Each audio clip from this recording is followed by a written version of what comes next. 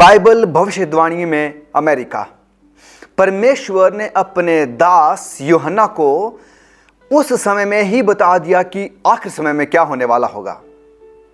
मैं आपका दोस्त और होस्ट नवीन कुमार चंद बाइबल आस्क टीम की तरफ से आप सभी का आदर, आभार और अभिनंदन करता हूं। और मैं ये आशा करता हूं कि आप परमेश्वर के वचन के अध्ययन में बहुत रुचि ले रहे होंगे। और आज के इस अध्ययन में हम अध्याय 13 उसके दूसरे भाग का अध्ययन करने जा रहे हैं, जहां पर हम दो पशु, सताने वाली शक्तियां भाग 2 और साथ ही साथ 666 अंक के विषय में अध्ययन करने जा रहे हैं। तो क्या आप इस विषय में कभी आपने पढ़ा या सुना है, या आपने कभी इस बारे में जानने की कोशिश की है? अगर नहीं तो ये जगह और ये वीडियो आपके लिए बिल्कुल सही है। इससे पहले कि हम आगे जाएं और आज के विषय में कुछ सीखें, परमेश्वर की आत्मा का अगुवाई हमारे लिए बहुत जरूरी है। तो आइए हम अपने सरों को झुकाएं और प्रार्थना करेंगे। हमारे सच्चे और मेहरबान पिताजी, आप जो सच्चाई के प्रकट करने वाले हैं, आप जो अनंत काल के परमेश्वर हैं, जो आदि से अंत तक सब कुछ जानते हैं, इसीलिए हम आपके पास आकर आपसे दुआ और प्रार्थना करते हैं कि अये हमारे अब्बा, हमें बताना कि वो सब बातें जो अपने वचन में लिखी है उनकी गहराई से हम कैसे उनका अध्ययन कर सके, उनको समझने में हमारी मदद और सहायता करना, आपके आत्मा के द्वारा हमारा मार्गदर्शन करना, और जो कुछ मैं बोलूं हर एक शब्द आपकी तरफ से हो। और जो दर्शक इस वक्त देख रहे हैं और सुन रहे हैं, मेरी प्रार्थना उन सभी के लिए है कि आप उनकी भी समझने में मदद करना, क्योंकि सब कुछ आपके जरिए से ही हो सकता है। ये सब कुछ आपके बेटे और हमारे उद्धारकर्ता यीशु मसीह के नाम से मांगते हैं, आमीन। तो आज हम एक खास विषय के बारे में अध्ययन करने जा रहे हैं। पहला, अध्याय 13 का दूसरा पशु, और दूसरा 666 अंक का मतलब क्या है, यह रहस्यमय अंक क्या है, इनके बारे में हम आज बातचीत करने जा रहे हैं। तो मेरे प्रियो, मेरे साथ बने रहें और वीडियो को आखिर तक देखें, ताकि परमेश्वर के वचन का जो अध्ययन है वो आप सही तरीके से कर सके और समझ सके। आइए आगे चलते हैं और प्रकाशित वाक्य उसका अध्याय 13 और उसकी 11 आयत को पढ़ते हैं। यहां इस प्रकार से लिखा गया है, फिर मैंने एक और पशु को पृथ्वी में से निकलते हुए देखा। उसके मेमने के से 2 सींग थे और वो अजगर की नाई बोलता था। पिछले भाग में हमने देखा कि कैसे परमेश्वर ने अपने दास यूहन्ना को उस अंधकार युग के बारे में बताया, अर्थात उस पशु के बारे में बताया जिसके पीछे शैतान कार्य करता है। और हमने देखा कि वो पशु किसको दर्शाता है? वो पोप तंत्र का प्रतिनिधित्व करता है, वो रोमन कैथोलिक से जो प्रणाली है उसके विषय में बताता है। तो आज का ये पशु, जो दूसरा पशु है, ये किस बारे में बातचीत कर रहा है, इसका क्या अर्थ है, परमेश्वर यहां पर हमें किस विषय में बताने जा रहे हैं, उसके बारे में आज हम अध्ययन करते हैं। और आइए आगे चलते हैं और पढ़ते हैं। और यह उस पहले पशु का सा अधिकार उसके काम में लाता था।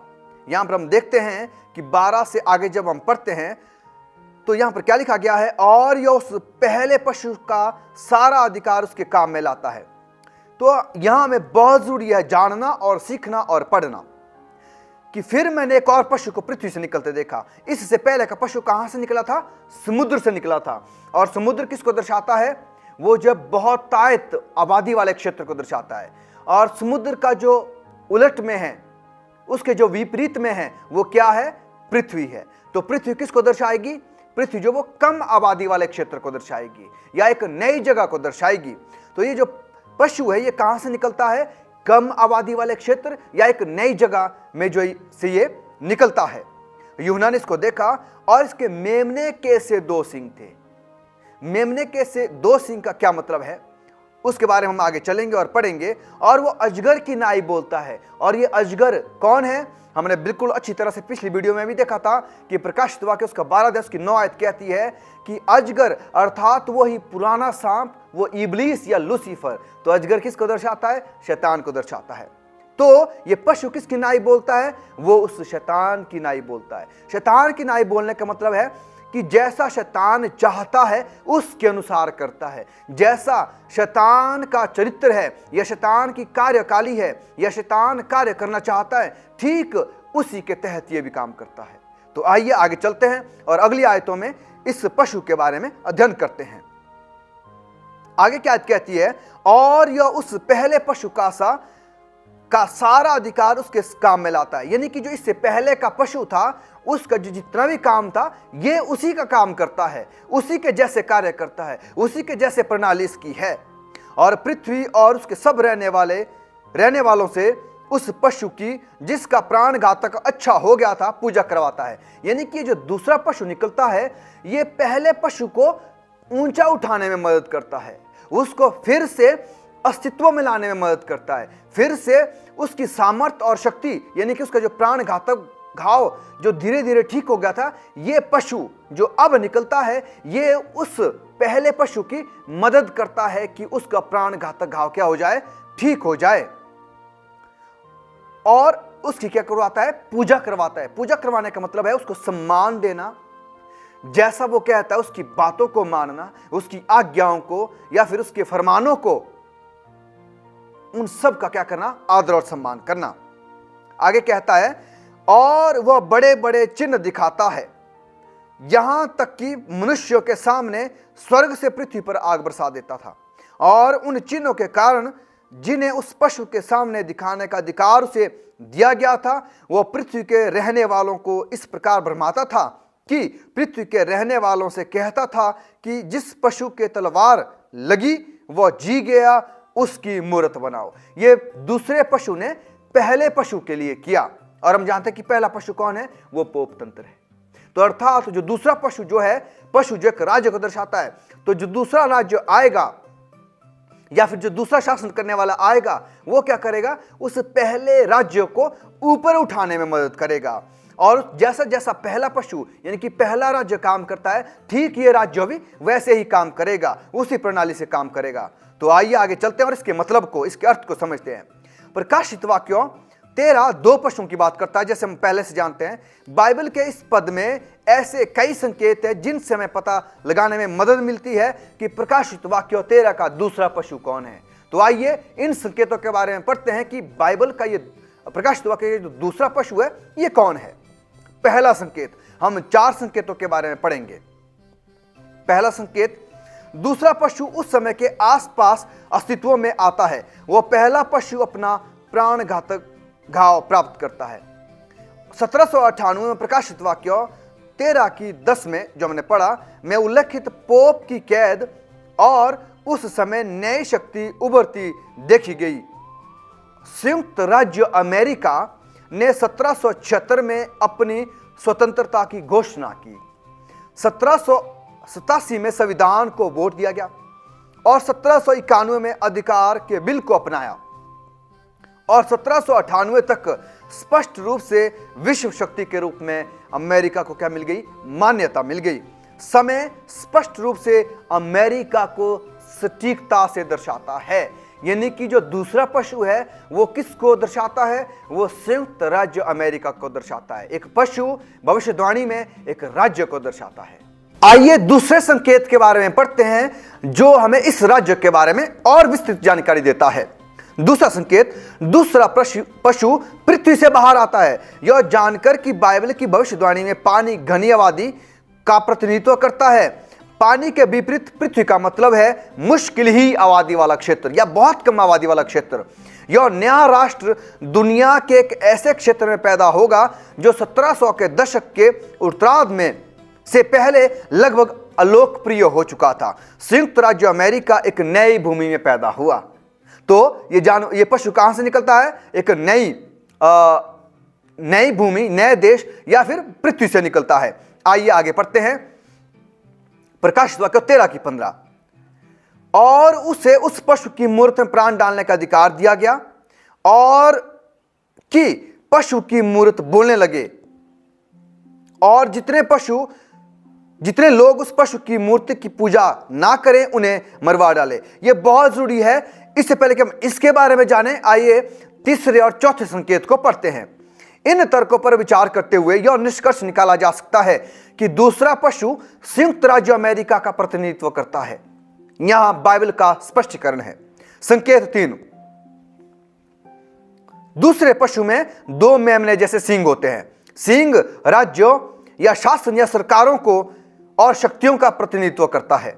इसीलिए इस राष्ट्र की 2 अलग अलग शक्तियां हैं और 2 शासन के सिद्धांत हैं जिन पर संयुक्त राज्य अमेरिका की स्थापना की गई थी, और ये हैं नागरिक और धार्मिक स्वतंत्रता। यानी कि इस राज्य के पास, जब हम देखते हैं कि पोप तंत्र ने लोगों के नागरिक और धार्मिक स्वतंत्रता को छीन लिया था, जब ये नया राज्य बनता है संयुक्त राज्य अमेरिका, तो ये अपने नागरिकों को उनके नागरिक और धार्मिक स्वतंत्रता पूरी तरह से देता है। मेमने की तरह सिंह का मतलब एक निर्दोष, गैर दमनकारी और आत्मिक राष्ट्र है, और यह संयुक्त राज्य अमेरिका है। संयुक्त राज्य अमेरिका के अलावा पृथ्वी पर कोई अन्य शक्ति मेमने सिंह वाले पशु की विशेषताओं और समय सीमा पर सटीक नहीं हो सकता है। तो यह किसको दर्शाता है? संयुक्त राज्य अमेरिका को। चौथा संकेत, दूसरा पशु अजगर की तरह बोलेगा। कैसा बोलेगा? उस शैतान की नाई बोलेगा। मेमने की तरह सींग और अजगर की आवाज शांतिपूर्ण शब्दों और इस राष्ट्र की क्रियाओं के बीच एक विपरीत संकेत है। अजगर शैतान है जो सरकारों की सत्ताहट द्वारा परमेश्वर के पवित्र लोगों को कुचलने के लिए काम करता है। तो वह अजगर की नाई बोलता था का मतलब है कि संयुक्त राज्य अमेरिका शैतान के प्रभाव में अंत समय में लोगों को कानूनी कार्रवाई के माध्यम से विवेक के विपरीत उपासना करने या दंडित करने के लिए मजबूर करेगा। देखिए, हमने 4 संकेत पढ़े जो सटीकता से बिल्कुल विस्तृत तरीके से किसको बताते हैं? संयुक्त राज्य अमेरिका को बताते हैं। और आइए आगे पढ़ते हैं और इसके बारे में कुछ जानते हैं। और आगे 13 की 15 आयत कहती है, जैसे मैंने पहले पढ़ा, कि और उसे उस पशु की मूरत में प्राण डालने का अधिकार दिया गया कि उस पशु की मूरत बोलने लगे, और जितने लोग उस पशु की मूरत की पूजा ना करें उन्हें मरवा डाले। यानी कि जो दूसरा राज्य है वो पहले राज्य को एक ऐसे स्थान पर लेकर जाता है कि उसकी उपासना या पूजा की जाए। तो हम जानते हैं कि दुनिया में रोमन कैथोलिक कलीसिया का जो मुख्य है यानी कि पोप है, लोग उसकी उपासना या पूजा करते हैं। क्यों? क्योंकि पोप इस बात को कहते हैं कि वो इस पृथ्वी में परमेश्वर के प्रतिनिधित्व हैं। वो इस पृथ्वी पर यीशु मसीह के विकार हैं, यानी कि यीशु मसीह के जैसे हैं, जो कि एक ईश निंदा है, परमेश्वर के खिलाफ बोलना है।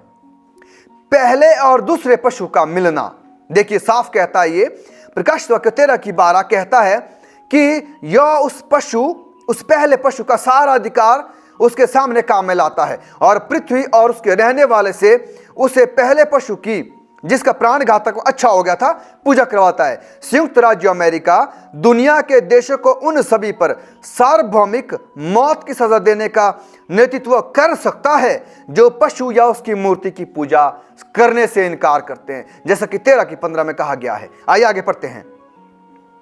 प्रकाशित वाक्यों की पुस्तक में भविष्यवाणी की गई है कि संयुक्त राज्य अमेरिका की सरकार स्वतंत्रता की घोषणा और धार्मिक स्वतंत्रता के विषय में संविधान द्वारा दिए गए अधिकारों के खिलाफ जाएगी और अन्य विश्वासों के धार्मिक असहनीयता को बढ़ावा देने के लिए रोमन कैथोलिक धर्म के प्रति पक्षपाती होगी, यानी कि वो उनका पक्ष लेगी, उनकी तरफ हो जाएगी और उन लोगों को सताएगी जो इसका विरोध करेंगे, और जितने लोग उस पशु की मूर्त की पूजा ना करें उन्हें मरवा डाले। इसका मतलब यह है कि जो दूसरा राज्य है ये पहले राज्य का समर्थन करेगा, पहले राज्य को ऊपर उठाने में मदद करेगा, उसका पक्ष लेगा, यानी कि पोप तंत्र का पक्ष लेगा, उसके साथ होगा, उसके साथ अपना हाथ मिलाएगा। और क्या होगा कि जो ये पहला राज्य यानी कि पहला पशु जो पोप तंत्र है, जो कुछ ही वो कहेगा, ये दूसरा राज्य उसको आगे बढ़ाने में पूरी सहायता और मदद करेगा। हम जानते हैं कि कुछ समय पहले जहां हम देखते हैं कि जो अमेरिका का जो व्हाइट हाउस, जहां पर जो राष्ट्रपति बैठते हैं, वहां पर पोप ने क्या किया, बोला, और उसने वहां पर एक सभा में क्या किया, प्रतिनिधित्व किया। तो हम यहां से देख सकते हैं कि धीरे धीरे क्या होता जा रहा है, ये भविष्यवाणी जो वो पूरी होती जा रही है। और आगे बढ़ते हम, क्योंकि आगे खास विषय है। और 13 की 16 में लिखा गया है, और उसने छोटे बड़े धनी कंगाल स्वतंत्र दास सब के दाहिने हाथ या उनके माथे पर एक छाप करा दी। याद रखें मेरे प्यारों कि एक ऐसा समय आने वाला है कि जब रविवार राष्ट्रीय कानून जो है वो लागू किया जाएगा। हम जानते हैं कि पूरी दुनिया में रविवार जो राष्ट्रीय कानून है वो लागू होने जा रहा है, और इसके लिए संयुक्त राज्य अमेरिका और पोप दोनों मिलकर कार्य कर रहे हैं। क्यों? क्योंकि वो रविवार को एक ऐसा दिन ठहराना चाहते हैं जो कि उस उपासना या पूजा का दिन कहा जाएगा। उस समय पूरी दुनिया, सभी लोग उस रविवार के दिन में उपासना करेंगे। और हम जानते हैं कि सब्बत का जो दिन है वो कौन सा दिन है। इसके लिए हम आगे पढ़ेंगे कि ये छाप क्या है, क्योंकि छाप जो हमें इस बात की ओर आगे लेकर जाती है। और आगे 17 और 18 आयत में इस प्रकार से लिखा गया है कि उसको छोड़ जिस पर छाप अर्थात उस पशु का नाम या उसके नाम का अंक हो और कोई लेन देन ना कर सके। ज्ञान इसी में है, जिसे बुद्धि हो वो इस पशु का अंक जोड़ ले, क्योंकि मनुष्य का अंक है और उसका अंक 666 है। प्रकाशित वाक्य उसका 13 अध्याय उसकी 17 से 18 में यह बात कही गई है। आइए आगे चलते हैं और पढ़ते हैं। प्रकाशित वाक्यों की पुस्तक से पता चलता है कि पशु की छाप एक शाब्दिक ब्रांड नहीं है, यानी कि यह एक जैसा लिखा गया है वैसा नहीं है। तो इसके बारे में क्या कहा जा सकता है, आइए आगे पढ़ते हैं। लेकिन निष्ठा का कुछ संकेत है जो रीछ को पशु द्वारा प्रतिनिधित्व की गई शक्ति के प्रति बहुधार के रूप में पहचानता है। और यह जानने के लिए कि छाप क्या है, हमें पहले निम्नलिखित की पहचान करनी चाहिए। क्या है वो, आइए आगे पढ़ते हैं। कुछ लोग सिखाते हैं कि पशु की छाप एक गोदा हुआ अंक है, यानी कि कुछ उकेरा गया अंक या बार कोड या त्वचा के नीचे एक कंप्यूटर चिप है, इस तरह का क्या होगा, वो अंक होगा। लेकिन बाइबल क्या कहती है, यह जानना बहुत जरूरी है कि बाइबल इस विषय में हमें क्या संकेत देती है। परमेश्वर की छाप क्या है, पहले हमें इसके बारे में अध्ययन करना होगा। क्यों? जब परमेश्वर की छाप के बारे में, परमेश्वर की मुहर के बारे में हमें मालूमात होगी, ज्ञान होगा, तभी हम जानेंगे कि शैतान की मुहर क्या है या शैतान की छाप क्या है। क्यों? क्योंकि इन दोनों राज्यों या पशुओं के पीछे किसका हाथ है? अजगर अर्थात उस शैतान का हाथ है, वो इसके पीछे कार्य करता है। परमेश्वर की मुहर क्या है, आइए इसके बारे में जानते हैं। परमेश्वर कहते हैं, फिर मैंने उनके लिए अपने विश्राम दिन ठहराए जो मेरे और उनके बीच चिन्ह ठहरे, कि वे जाने कि मैं यहोवा उनका पवित्र करने वाला हूं। यह यहेजकेल 20 की 12 में। वो मेरे और इस्राएलियों के बीच सदा तक एक चिन्ह रहेगा, क्योंकि 6 दिन में यहोवा ने आकाश और पृथ्वी को बनाया और 7वें दिन विश्राम करके अपना जी ठंडा किया। निर्गमन 31 की 17। परमेश्वर का चिन्ह या छाप 7वां दिन सब्बत, जो कि उत्पत्ति 2 अध्याय उसकी 2 और 3, निर्गमन उसका 20 अध्याय उसकी 8 से 11 में कहा गया है। सृजनहार और उद्धारकर्ता के रूप में शासन करने के लिए उसकी पवित्र शक्ति का प्रतिनिधित्व करता है। तो परमेश्वर की मुहर क्या है? वो सब्बत का दिन है। और सब्बत का दिन क्या है जानते हैं मेरे प्यारों? अगर आप नहीं जानते हैं तो हमने बहुत सारी वीडियो सब्बत पर बनाई है, आप जाएं, जिसका टाइटल है या जिसका शीर्षक है शनिवार या रविवार।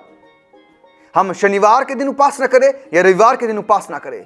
और अगर आप इसमें और विस्तृत जानकारी चाहते हैं तो आप प्रकाशित वाक्यों उसके 7 अध्याय पर जो हमने अध्ययन किया गया है, वहां पर आप परमेश्वर की मुहर के बारे में और भी जान सकते हैं। तो सब्बत का दिन जो है वो परमेश्वर की मुहर है। और मुहर में क्या होता है मेरे प्यारों? उसमें 3 चीजें होती है। पहला, जिसकी मुहर होती है उनका नाम। दूसरा, जिनकी मुहर होती है उनका पद क्या है। और तीसरा, जिनकी मुहर है उसका क्षेत्र क्या है। तो सब्बत जो वो परमेश्वर की मुहर है। क्यों? क्योंकि सब्बत बताती है कि परमेश्वर क्या है, परमेश्वर ने सब्बत को बनाया है। तो सब्बत, उस मुहर को बनाने वाला कौन है? परमेश्वर है। और उसके पद क्या है? वो परमेश्वर है, वो सृष्टि करता है, वो उद्धार करता है, ये उनका पद है। और उनका क्षेत्र क्या है? तो सब्बत क्या क्या कहती है कि पृथ्वी और आकाश को बनाने वाले। तो ये पृथ्वी और आकाश क्या है? उनके क्षेत्र हैं। तो सब्बत क्या है? उनकी मुहर है। आइए अब इसके विपरीत में शैतान की छाप को देखते हैं। और चूंकि परमेश्वर के अधिकार और शक्ति का प्रतीक या चिन्ह उसका विश्राम दिन है, इसीलिए यह यथार्थवादी लगता है कि परमेश्वर के विरोधी का प्रतीक क्या होगा या चिन्ह पशु भी एक पवित्र दिन को शामिल कर सकता है। वो ठीक नकल करेगा परमेश्वर की। और चूंकि पोप तंत्र की पहचान उस पहले पशु के रूप में की गई थी, तो पोप तंत्र के पास उपासना का एक अलग दिन होना चाहिए। आइए आगे पढ़ते हैं इसके विषय में। उस दिन को खोजने के लिए कैथोलिक कैटेकिज्म, जिसको नियमावली कहते हैं, से निम्नलिखित अनुभाग की जांच हम करेंगे। आइए पढ़ते हैं। तो प्रश्न, क्या आपके पास यह साबित करने का कोई अन्य तरीका है कि कलीसिया के पास उपदेश के त्योहारों को प्रतिस्थापित करने की शक्ति है? ये रोमन कैथोलिक कलीसिया या पोप से यह सवाल किया गया। तो उसका उत्तर उन्होंने दिया, जो प्रमाणित किया गया है स्टीफन किनन और डॉक्ट्रिन कैटेकिज्म, तीसरा संस्करण, संशोधित न्यूयॉर्क में किया गया। एडवर्ड डूनिगन एंड ब्रदर्स ने, ये 1876 पृष्ठ 174 में यह बात लिखी गई है। आइए पढ़ते हैं कि इसमें क्या प्रमाण है। उसके पास ऐसी शक्ति नहीं है, तो वो ऐसा नहीं कर सकती थी जिसमें सभी आधुनिक धर्मशास्त्री उससे सहमत हो। वो रविवार के पालन के लिए सप्ताह के पहले दिन शनिवार के दिन 7वें दिन का पालन नहीं कर सकती थी। परिवर्तन जिसके लिए कोई शास्त्र सहमत अधिकार नहीं है। देखिए, तो और भी ऐसे सवाल हैं, और भी ऐसे बात हैं जो वो अपने इस कैटेकिज्म में, अपने लेखों में कहते हैं कि सब्बत के दिन को बदलने वाले हम हैं। ये जो कौन कहता है? पोप या रोमन कैथोलिक कलीसिया के जो प्रणाली है, वो कहते हैं कि इसको किसने बदला है? हमने बदला है, जो उस कलीसिया के ऊंचे स्तर पर बैठने वाले लोग हैं। आइए आगे चलते हैं। यहां पोप तंत्र यह घोषणा कर रहा है कि इसने 7वें दिन सब्बत यानी कि विश्राम शनिवार के पालन को सप्ताह के पहले दिन यानी कि रविवार से बदल दिया और रविवार को अपने अधिकार के चिन्ह या प्रतीक के रूप में दावा किया। लेकिन बाइबल घोषित करती है कि पवित्र जन 7वें दिन सब्बत सहित परमेश्वर की सभी आज्ञाओं को मानते रहेंगे। पवित्र लोगों का धीरज इसी में है कि वे परमेश्वर की आज्ञाओं को मानते और यीशु पर विश्वास रखते हैं। प्रकाशित वाक्य 14:12 में। तो क्या हम परमेश्वर की हर एक आज्ञा को मानते हैं या फिर एक आगे कम विपरीत यानी कि उलट दिशा में लेकर जाते हैं? आइए आगे पढ़ते हैं। प्रकाशित वाक्य 13 में 11 बिंदु हैं जो हमने पिछली वीडियो में पढ़े, आप जरूर पढ़ें उसके विषय में, जिसका शीर्षक है 2 पशु सताने वाली शक्तियां भाग 1। आप उसे पढ़ सकते हैं। जो पशु की पहचान करते हैं, इनमें से एक बिंदु रहस्य में 666 अंक है, जो पशु के कार्यकाल, कार्यालयों और नाम की पहचान कराता है। प्रकाशित वाक्य 13:18 में हमने पढ़ा, ये परमेश्वर पशु के नाम की संख्या गिनने के लिए कहता है और यह एक मनुष्य की संख्या है। आइए पढ़ते हैं आगे। प्रकाशित वाक्य 13:17 के अनुसार उसके नाम की संख्या एक पुरुष की संख्या होगी, यानी कि मनुष्य की संख्या की तरह होगी। निसंदेह यह उस व्यक्ति को संदर्भित करता है जो पशु शक्ति की प्रमुखता करता है। एक नाम की संख्या प्राप्त करने की प्राचीन विधि सभी अक्षरों को संख्यात्मक मान लेना है और उनका हल प्राप्त करने के लिए जोड़ना है।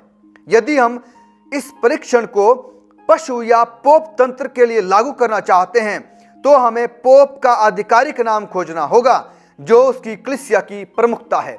तो हम देखते हैं कि पोप तंत्र जो वो क्या है? परमेश्वर के नाम के लिए प्रमुखता है।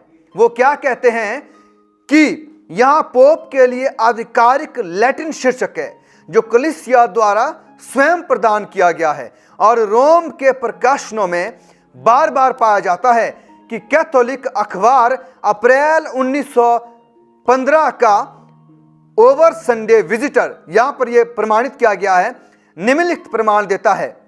पोप के ताज में उत्कीर्ण शब्द ये हैं। क्या लिखा गया उसमें? विकारियस फिलिडेई, जो कि परमेश्वर के पुत्र के प्रतिनिधि के लिए एक लातीनी शब्द है, यानी कि लैटिन शब्द है। कैथोलिक मानते हैं कि कलीसिया जो कि एक दृश्य समाज है का दृश्यमान मुख्य होना चाहिए।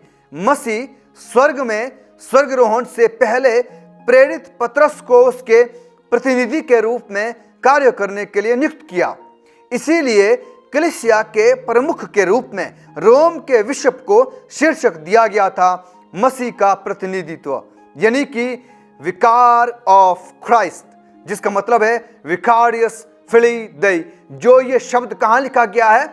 ये पोप के उस ताज में लिखा गया है जो वो पहनते हैं। ये खास करके उस ताज को कब पहनते हैं? जब उनके एक समारोह होता है। तो आइए अगले उसमें मैं आपको बताना चाहता हूं कि ये विकारियस फिली देई का क्या मतलब है, यानी कि ये कैसे उस अंक को दर्शाता है या बताता है। प्रकाशित वाक्यों की पुस्तक हमें बता रही है कि अगर हम उसके नाम की संख्या की गणना करें तो यह 666 का योग होगा। लातीनी अक्षरों यानी कि लैटिन अक्षरों का संख्यात्मक मान होता है। इसीलिए यदि हम विकारियस फिली देई के अक्षरों के संख्यात्मक मानों को जोड़ करते हैं तो हमारे पास यह जो दिखाया गया है वो आप पढ़ सकते हैं, विकारियस फिली देई। यदि हम जो है इसके शब्दों को पढ़ें, जो कि जो लातीनी अक्षरों का जो मतलब होता है, वी जो है वो किस लिए दर्शाता है, तो आइए इसके बारे में जानते हैं और पढ़ते हैं कि विकारियस फिली देई कैसे 666 का योग करता है। क्या ये नई बात नहीं है सीखने के लिए? जी जरूर, तो बने रहें और आगे इसमें पढ़ते हैं कि विकारियस फिली देई कैसे पोप के लिए 666 अंक का प्रतिनिधित्व करता है। विकारियस फिली देई, इसको जानना बहुत जरूरी है। आप यहां पर देख रहे होंगे कि वी जो वो 5 को दर्शाता है और आई का मतलब जो वो 1 होता है लातीनी भाषा में, और सी जो वो 100, और ए जो है उसका कोई संख्यात्मक मान नहीं है, आर का भी कोई मान नहीं है, आई का 1 है, यू जो वो 5 को ही दर्शाता है और एस का कोई संख्यात्मक मान नहीं है। तो ये कितना बनता है? अगर आप जोड़ें तो वो 112 बनता है। और फिली तो एफ का भी कोई संख्यात्मक मान नहीं है, एल जो वो 1 को दर्शाता है, आई जो वो 1 को दर्शाता है, एल जो वो 50 को दर्शाता है, और आई जो 2 बार है, और ये क्या होता है? इसका संख्यात्मक मान कुल जोड़ जो वो 53 होता है। और सर देई, तो वहां पर जो है डी का जो मतलब है वो 500 को दर्शाता है, और ई का कोई मतलब नहीं है, और आई का 1, तो 501। तो जब हम इसका पूरा जोड़ करते हैं तो ये 666 अंक बनता है। तो बाइबल क्या कहती है कि वो मनुष्य का अंक है और उसका कितना संख्यात्मक मान है? वो 666 है। जिसके पास बुद्धि हो, ज्ञान इसी में है कि वो उस मनुष्य के अंक को क्या कर ले? जोड़ ले। तो हमने जोड़ दिया और कितना आ गया? ये 666 अंक आपके मेरे सामने आ गया। आइए आगे पढ़ते हैं। जब हम पोप के बारे में सोचते हैं तो हम पोप को इसके नेता के रूप में देखते हैं।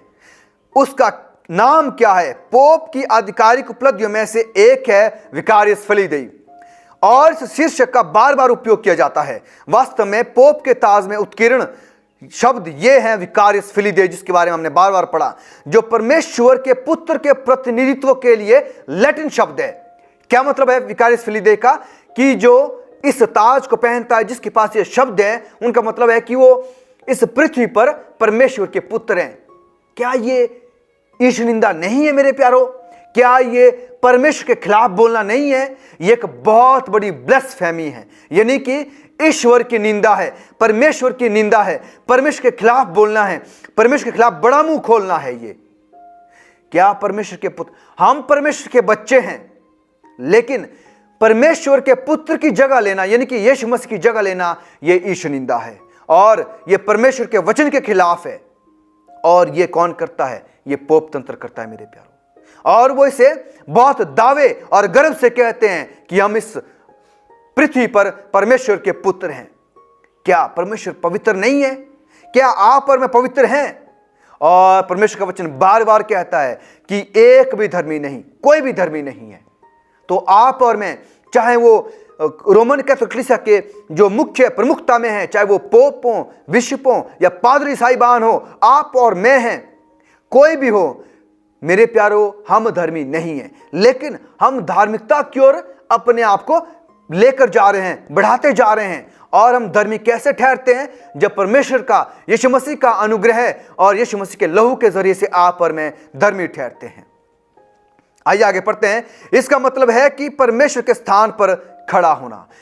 पोप कहते हैं कि हम परमेश्वर की जगह पर इस दुनिया में हैं। कैसा हो सकता है? यह बिल्कुल बिल्कुल बिल्कुल ब्लेसफेमी है, परमेश्वर के खिलाफ निंदा है मेरे प्यारों।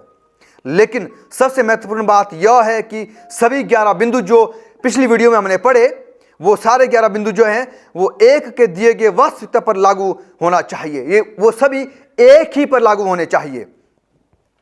यह सुनिश्चित करने के लिए हम सही इकाई को संकेत कर रहे हैं कि पोप तंत्र ही वो दूसरा वो पहला पशु है जिसको रोमन या फिर हम कहेंगे संयुक्त राज्य अमेरिका जो वो बढ़ावा देते हैं।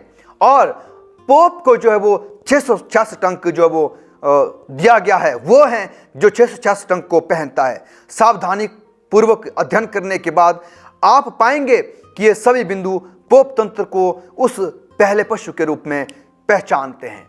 तो मेरे प्यारों, आज हमने एक बहुत खास अध्ययन किया। मैं फिर से आपसे कहना चाहूंगा कि कोई भी आपके पास ऐसी बातचीत या आपके दिमाग में कोई भी ऐसी बात है तो जरूर आप कमेंट में लिखिए, हमसे संपर्क करें।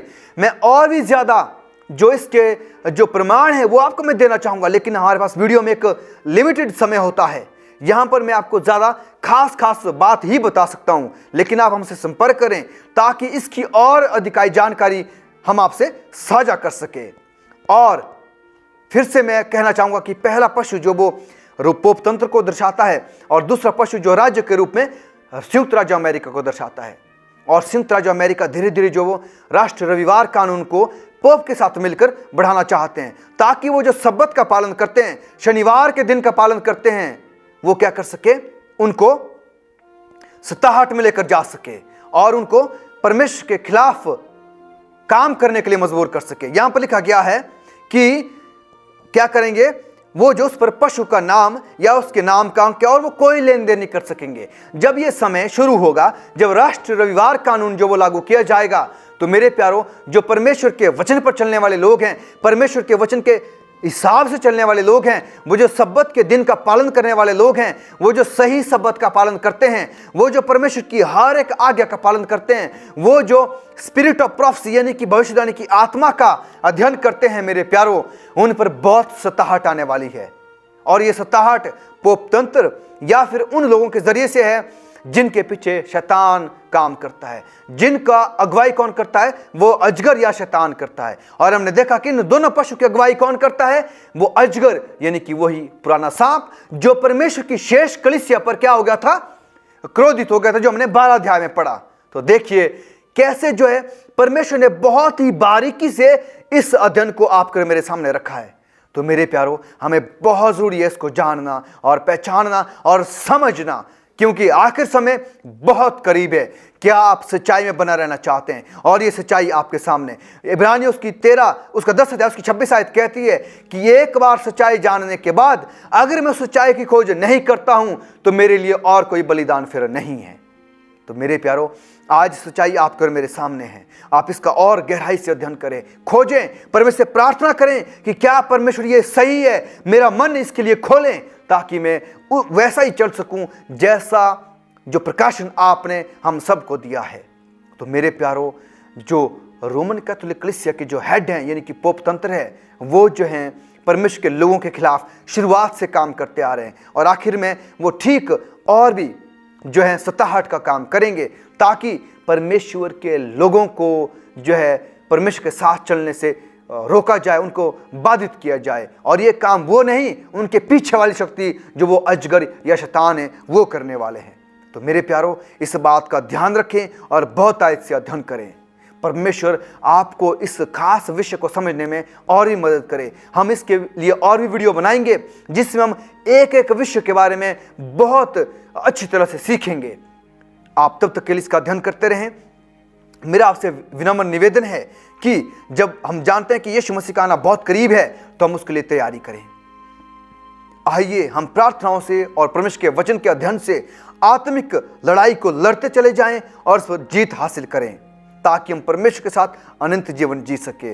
शायद हमें उतनी जल्दी नहीं होगी जितनी जल्दी हमारे स्वर्गीय अब्बा को है, हमारे स्वर्गीय पिता को है, कि हम उनके साथ अनंत काल तक रह सके। परमेश्वर आप सभी को बहुतायत से अपरंपार आशीष दे, और खास करके आखिर समय के लिए जो चीज़ें बहुत ज़रूरी है उनको समझने में हम सब की मदद करे। पवित्र आत्मा की ओर से हम सब की अगुवाई करें। और आपसे दरख्वास्त है, निवेदन है कि आप इस चैनल को सब्सक्राइब करें, ताकि कोई भी वीडियो जब हम अपलोड करते हैं तो आप तक जो है वो पहुंच सके, आपको अपडेट्स मिलते रहें। और साथ ही साथ आप इसको लाइक करें, कमेंट करें और दूसरों के साथ शेयर करें, ताकि बहुत सारे लोगों तक जो ये वीडियो पहुंच सके और वो लोग जो इसको सीखें, समझें और आखिर समय के लिए तैयार सके। परमेश्वर आप सभी को इस अध्ययन को समझने में मदद करे।